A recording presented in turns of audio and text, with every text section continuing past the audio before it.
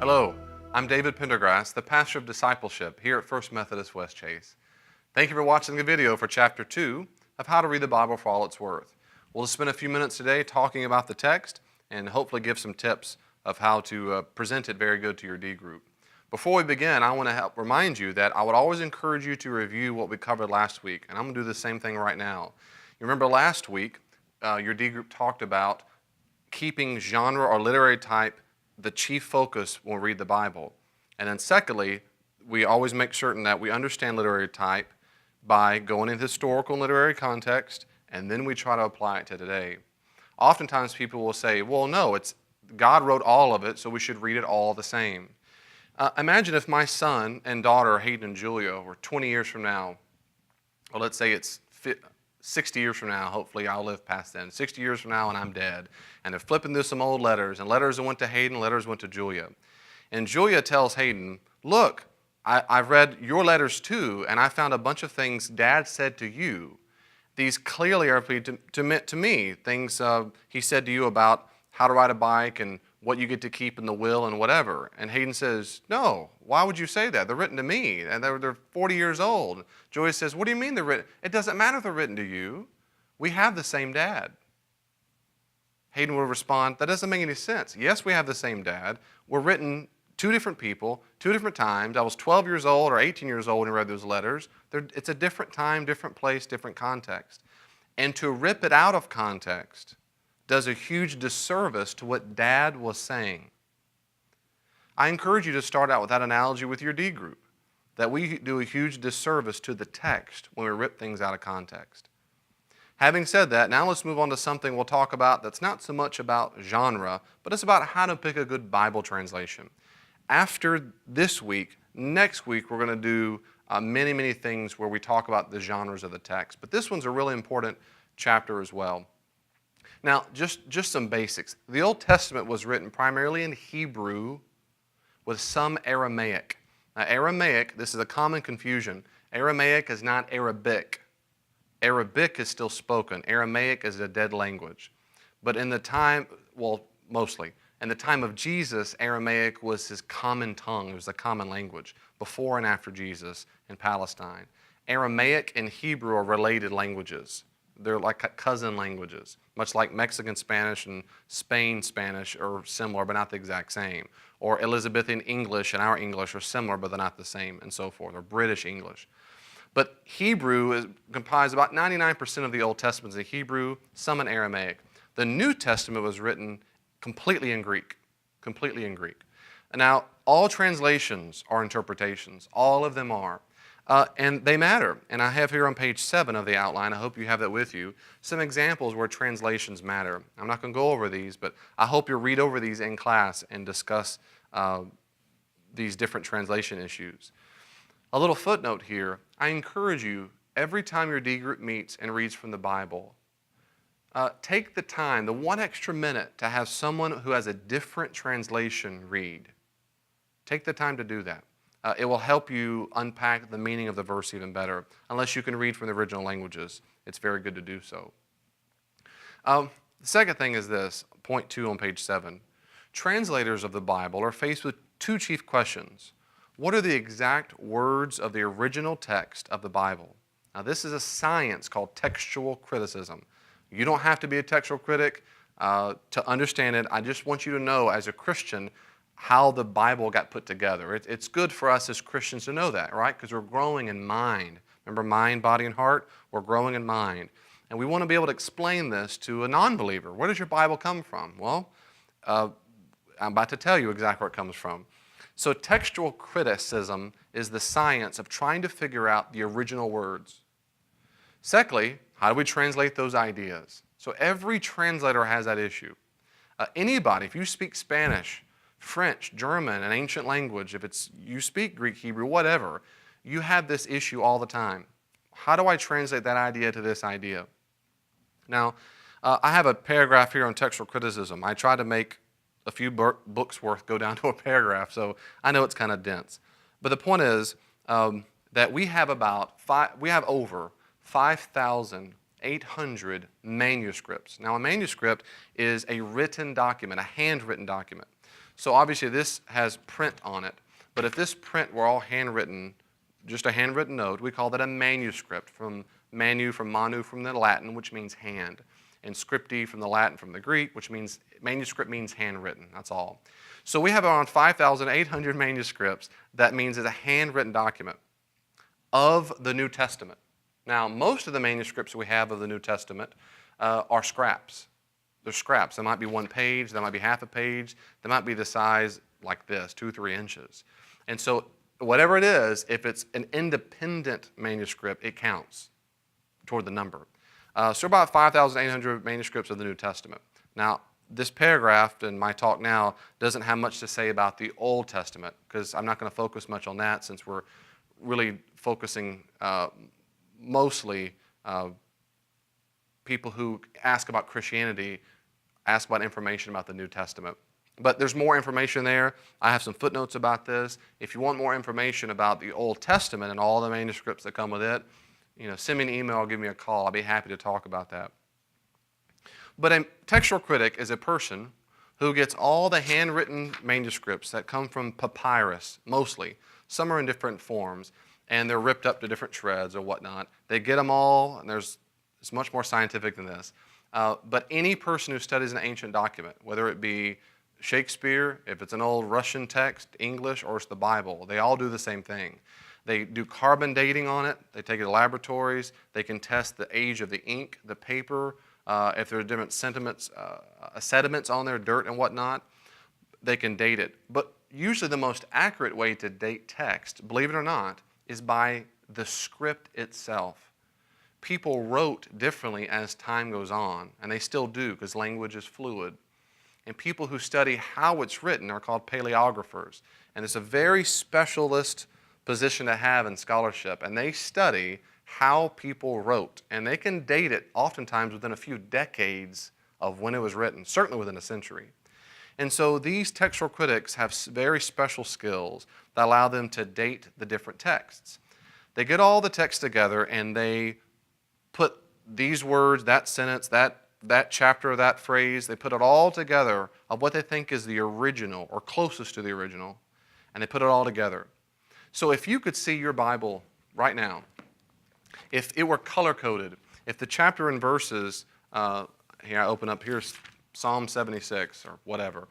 Here's Psalm 77. If you had chapter, I cry aloud to God that he may hear me. If I had chapter 1, chapter 2 through 4, and so forth, color-coded, where every word, every phrase or verse or whatnot were one color that matched up a manuscript, like one manuscript was red, one was orange, blue, and so forth, it would look like a rainbow, like starburst had blown up on the Bible. It'd be a patchwork quilt of various manuscripts pieced together. If you could see stitching, it would be stitched all over the Bible. And so that's what your Bible is. It is a patchwork quilt of various parts of manuscripts. Now, on page 8, I inserted some pictures to show you. The top one here are 2 images of Codex Sinaiticus. Codex Sinaiticus. Codex is the form of a book. This is a codex form. It has a binding and a front and back. Now, Christians probably invented it.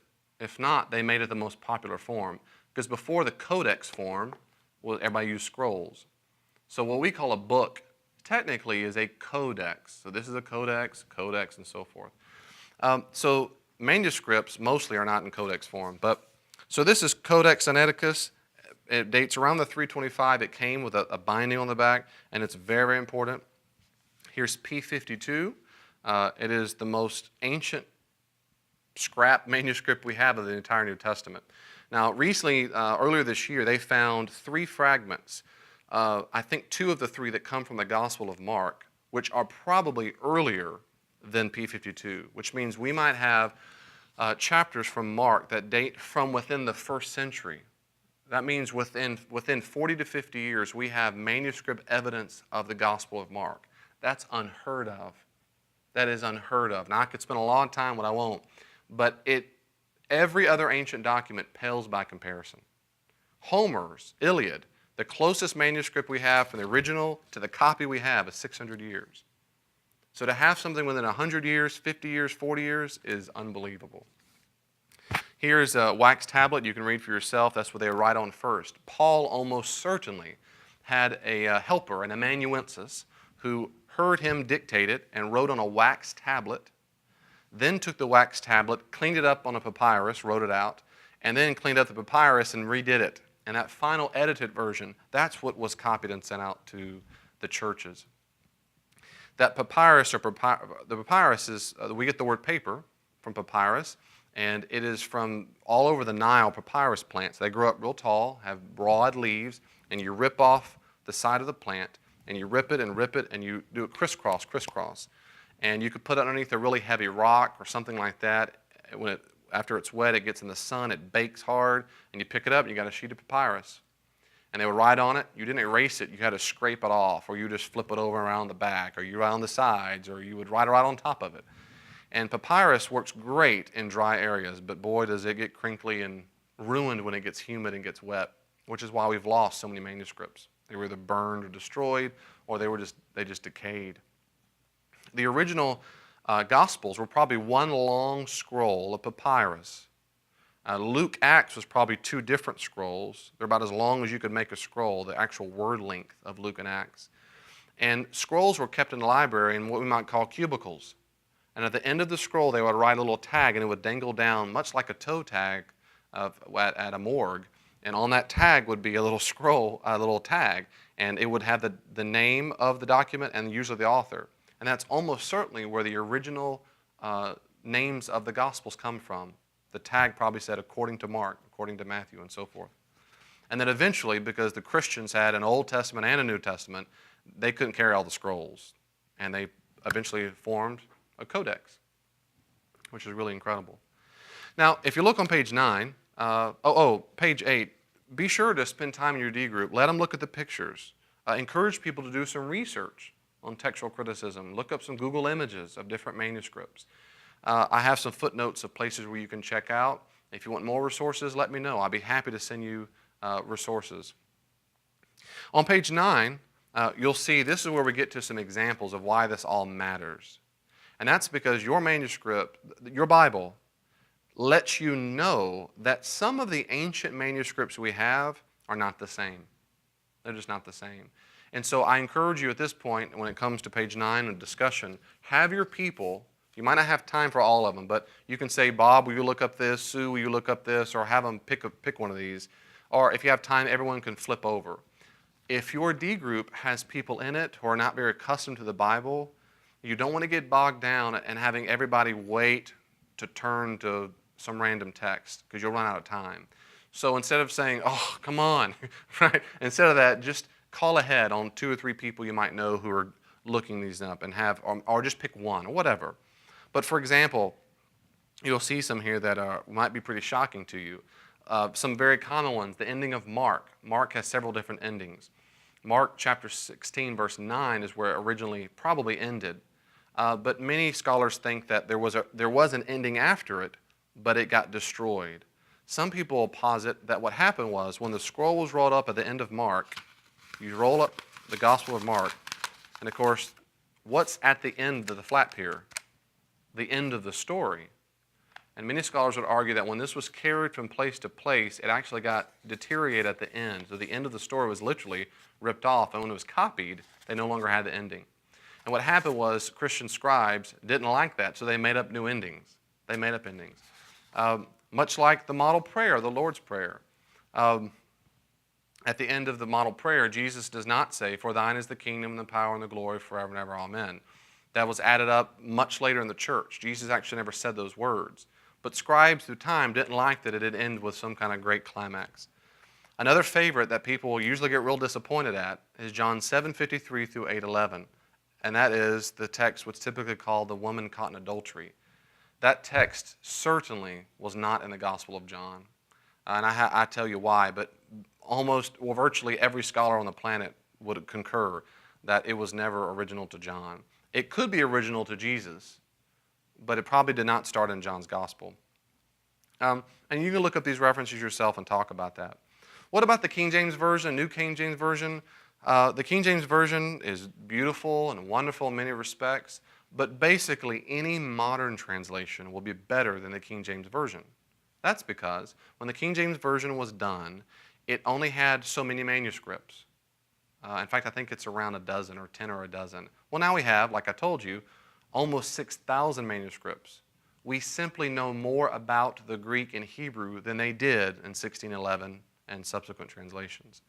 So that's why we typically don't use that. But because of the King James Version, many things still live on in the church life. For example, the mistranslation in John about us having mansions. You'll see that at the bottom of page 9, top of page 10. That's an incorrect translation. But because of that, we still have people awaiting mansions in glory, though the Bible never says that actually. Well, that's the science of textual criticism, about the art of translation. That's page 10. And this, you'll just go over yourself. I hope you'll spend the time to do that. And that basically is what everybody who knows anything about language knows, and that is, how do you convey ideas? Do you use lamp, or do you translate it flashlight or torch, if people don't use lamps and so forth? So go over all these things and reflect on as a group, and you'll see some of the problems that translators face. Last but not least is page 11. At the top I have a chart, and this is what scholars go back and forth on. Do you keep it on the far left, as it were, what's called formal equivalence, quote-unquote more literal, but there is no actual literal translation. No matter what you hear, there is no literal translation. All translations are not fully literal. It would be gibberish nonsense. I guess you just have to trust me on this one. Unless you know original Greek or Hebrew, it'd be gibberish. But some are a little more wooden. That's called formal equivalence. On the other side is the functional equivalence. That is, it's more easy to understand for today. And then you have the apple that fell well off the tree, and that's called the paraphrase. And that's a favorite for a lot of people, the New Living Bible or the Message. And most of the time, you see these translations, KJV way over here, NIV somewhere in the middle, and so forth. You'll see on the spectrum. For study, I encourage you to study a Bible translation that's toward the middle. I prefer the New Revised Standard Version, the New NIV, TNIV, ESV, NET. Those are good, great modern translations. Paraphrases like the Message are very much concerned with being functionally equivalent. And that means it's just a broad paraphrase. I just highly encourage you not to use the Message or any paraphrase for study. I've often heard people use the Message and other texts like that as word studies. I like how Eugene Patterson uses this word or this phrase, and they run with that word or phrase. The problem is that word or phrase is probably not based on the original language because he's paraphrased it. But it can be good for other reasons. I hope that this is not too confusing to you. I don't want you to bog down the D group and full of formal equivalence and functional equivalence. They don't need to use that vocabulary. But I do want them to see that there's a spectrum of how translations work, either a little more wooden or a little more easy to read. And last but not least, encourage your D group people, especially if they're new to Bible, picking out a Bible, encourage them to pick out one of these in the middle. Go with them to the store. Go with them to Amazon.com and pick out the right translation. As usual, please let me know if you have any questions. I'll be happy to help any way I can. God bless you.